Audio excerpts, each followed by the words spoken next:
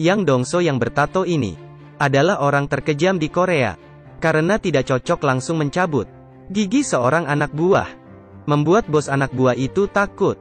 Langsung meminum birnya sampai habis. Sebagai bos gangster terbesar di Korea, Yang Dongso memiliki ratusan ruang permainan dewasa, memonopoli seluruh negara.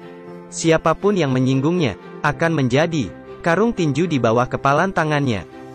Baru-baru ini lawannya Heo Sang-do juga ingin berbagi dengannya. Akhirnya dia dipermalukan. Setelah itu, Yang Dongsu mengendarai mobil untuk pulang ke rumah. Di tengah jalan, diikuti oleh mobil putih. Bisnis Yang Dongso banyak, sama sekali tidak peduli, menyuruh pemuda itu pergi. Tiba-tiba pemuda itu diam-diam. Ketika melihat Yang Dongso membalik, menusuknya dengan pisau. Dia itu bos gangster, meskipun terluka parah, tetapi juga tidak membiarkannya. Tidak lama kemudian, Yang Dongso mengambil pisau lawan, menusuk bahunya dengan kuat. Pemuda itu bukan lawannya Yang Dongsu, berencana melarikan diri dengan mobilnya. Dengan cepat sampai menabrak Yang Dongso. Pejalan kaki yang lewat menemukan Yang Dongso yang siuman, mengirimnya ke rumah sakit untuk diselamatkan. Kwon Oh Seong bawahannya melihat bos begini, mengira Heo Sang-do yang melakukannya. Jadi membawa ratusan bawahan, mengacaukan beberapa tempat Heo Sang-do. Ketika Yang Dongso sadar dan memberitahu Kwon Oh Seong, orang yang menyakitinya adalah orang gila, Heo Sang-do tidak mungkin melakukan ini. Lalu menulis plat nomor, agar bawahannya pergi mencari sebuah mobil putih. Di saat ini, polisi yang bernama Kang Kyung-ho datang, mengatakan bahwa orang yang menyerang Yang Dongso kemungkinan adalah orang yang mereka cek akhir-akhir ini, pembunuh berseri. Dan Kang Kyung-ho ini juga bukan polisi biasa. Dia membenci kejahatan, tidak bermoral untuk menyelesaikan kasus. Dijuluki anjing gila oleh orang. Tapi ketuanya tidak bertindak, sengaja menyembunyikan kejahatan orang, malah mentransfer Kang Kyung-ho menangani kasus biasa. Kang Kyung-ho hanya bisa menyelidiki secara diam-diam. Ketika mengetahui Yang Dongsu diserang, datang untuk meminta petunjuk. Tetapi bagi seorang bos gangster, tidak mungkin mempermalukan diri sendiri. Sehingga mengatakan dia terpeleset sendiri, agar Kang Kyung-ho pergi. Kemudian lawannya Heo Sang-do juga ke rumah sakit, mengatakan bahwa bukan dia yang melakukan ini, tetapi bawahan Yang Dongso, malah membunuh banyak bawahannya. Kemudian meminta tunjangan penyelesaian, dan 10 ruang permainan sebagai kompensasi. Yang Dongso tahu ini kesalahannya, setuju untuk membayar tunjangan penyelesaian. Tetapi tanpa ruang permainannya, Heo Sang-do juga tahu diri, tunjangan penyelesaian saja tidak apa-apa. Tetapi saat ingin pulang, malah mempermalukan Yang Dongso, mengatakan bahwa seorang bos gangster malah disakiti oleh pemuda kecil. Sangat memalukan. Kata-kata inilah yang membuat Yang Dongso dipermalukan. Seketika sadar dan berencana dan bersumpah akan balas dendam. Kemudian mencari tukang gambar dari ingatannya, menggambar orang yang menyakitinya itu. Di saat yang bersamaan, pembunuh itu juga tidak duduk diam. Di stasiun tol, dia bertujuan untuk membunuh sopir yang mengeluh bahwa membesarkan anak terlalu melelahkan. Membuat pembunuh mengingat kejadian tragedis dia waktu kecil. Kemudian mengambil pisau, menusuk belasan tusuk ke sopir itu.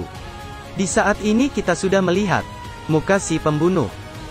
Kemudian pembunuh membawa mobil orang itu pergi. Tidak terpikirkan di dalam mobil masih berbaring seorang sopir yang beristirahat. Siapa kamu? Karena begitu, orang tak bersalah lainnya ikut terbunuh. Tetapi saat berkelahi, pisau yang sering digunakannya terlempar keluar, terjatuh di jalan. Yang Dongso, walaupun banyak bawahan, tetapi mau mencari satu orang di kota besar sangatlah sulit. Akhirnya Yang Dongso bekerja sama dengan Kang Kyung-ho. Dia mengeluarkan uang dan tenaga. Kang Kyung-ho menggunakan sumber daya polisi. Siapa yang menemukan pembunuh itu, itulah yang berhak menangani. Dan Jongso langsung menyuruh Kwon Oh Seong mengambil pisau itu dan membunuh Heo Sang-do. Membunuh lawannya itu tidak perlu membayar tunjangan penyelesaian, juga bisa menyalahkan ke pembunuh.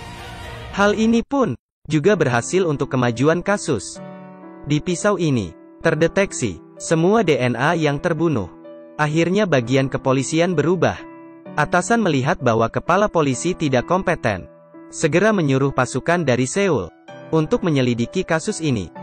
Dan Yang Dongso pergi mengikuti upacara pemakaman Heo Sang-do. Tetapi dia tidak tahu bahwa pembunuh juga di sana. Saat tidak ada yang melihat, pembunuh mencari bawahan Heo Sang-do, melihat ke arah Yang Dongso, kemudian mengeluarkan sebuah kertas yang tertulis, "Ada yang memakai pisauku membunuh Heo Sang-do." Bawahannya langsung tahu, Yang Dongso yang membunuh bosnya. Ketika Yang Dongso dan Kang Kyung-ho menyelidiki di mobil, bawahan Heo Sang-do membawa kawanannya, ingin membunuh Yang Dongso. Walaupun mereka hanya berdua, tetapi kekuatan mereka ada 200%, tinjunya meninju semua bawahan Heo Sang-do sampai tumbang. Dengan cepatnya mereka berdua menghabisi semua orang. Dan dalam kekacauan, tanpa sengaja Kang Kyung-ho membunuh bawahan Heo Sang-do. Dia yang sebagai polisi tidak tahu harus bagaimana. Kemudian Yang Dongso menyuruh Kang Kyung-ho pergi, biar dia yang mengurusnya.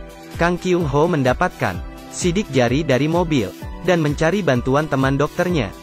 Hasilnya keluar, yaitu informasi pembunuh. Dari alamatnya Kang Kyung-ho datang ke rumah sewaan pembunuh. Dia menemukan selembar foto, membandingkan dengan gambar yang diberikan oleh Yang Dongso. Orang yang sama persis. Dia langsung memberitahu Yang Dongso.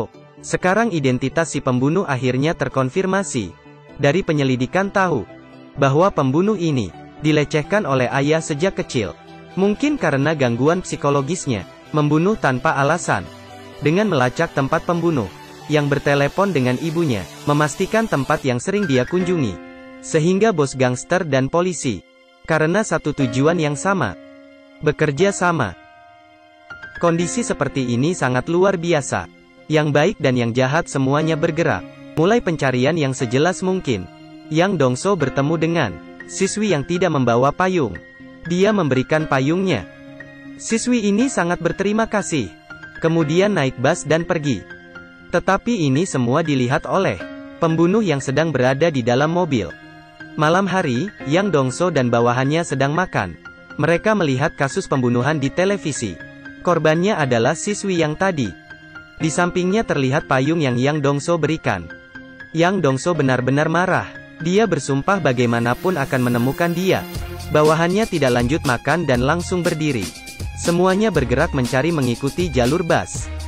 Beberapa jam kemudian, mereka menemukan lokasi pembunuh, dan berhenti di sekitarnya, menunggu pembunuh masuk ke jebakan. Tidak lama kemudian, sebuah mobil putih perlahan mendekat. Semuanya menahan napas dan menunggu. Tidak terpikir pembunuh yang licik ini, sepertinya menyadari sesuatu, menginjak gas penuh dan menabrak mobil Yang Dongso. Mereka mulai mengejar. Akhirnya, mobil terpaksa henti di persimpangan jalan. Tetapi pembunuh sudah tidak berada di mobil. Kwon Oh Seong melihat pembunuh sedang berlari, langsung mengejarnya, tetapi sayangnya diserang oleh pembunuh. Saat Yang Dongso tiba, bawahannya menggunakan napas terakhir dan menunjuk arah pembunuh lari. Melihat saudara yang sudah mengikuti dia bertahun-tahun terbunuh, Yang Dongso benar-benar marah. Dia mengikuti jejak darah dan sampai di KTV. Saat ini pembunuh sedang mengancam seorang siswi dan sembunyi di kamar mandi. Yang Dongso seperti kerbau yang marah, langsung mendorong jatuh pintu kamar mandi. Tinjunya yang sebesar karung itu tidak bisa dihentikan. Memukulinya hingga pembunuh jatuh pingsan. Kemudian Yang Dongso membawa pembunuh ke sebuah gudang kosong, dan lanjut memukulinya, sampai pembunuh teriak dan menangis kesakitan. Kemudian Yang Dongso mengeluarkan parang, berencana membunuh pembunuh langsung. Tetapi di saat itu, Kang Kyung-ho membawa mobil masuk, dan menabrak Yang Dongso, kemudian membawa pembunuh untuk terima sanksi hukum. Siapa yang tahu karena bukti tidak cukup, tidak dapat dihukum mati, atau mungkin dihukum, tetapi hanya beberapa tahun. Pembunuh sangat arogan di pengadilan. Keluarga korban yang sedang duduk sangat marah, tetapi tidak bisa berbuat apa-apa. Pada saat ini, muncul seorang saksi, yaitu Yang Dongso, sebagai satu-satunya orang yang selamat dalam pembunuhan berantai. Yang Dongso menjadi saksi mata dan menunjuk pembunuh. Kemudian melepaskan baju, memperlihatkan bekas luka yang ditusuk pembunuh. dan menunjukkan area luka pembunuh dengan tepat. Kemudian mengeluarkan kertas tulisan tangan pembunuh yang pernah diberikan ke bawahan Heo Sang-do. Tetapi kata-kata di depan sudah robek. Tersisa pisau saya membunuh Heo Sang-do. Melalui tulisan tangannya, identitas pembunuh terkonfirmasi. Hakim menjatuhkan hukuman mati. Tidak lama kemudian, Yang Dongso dikirim ke penjara. Sekelompok orang membungkuk dan menyambut kedatangan bos besar.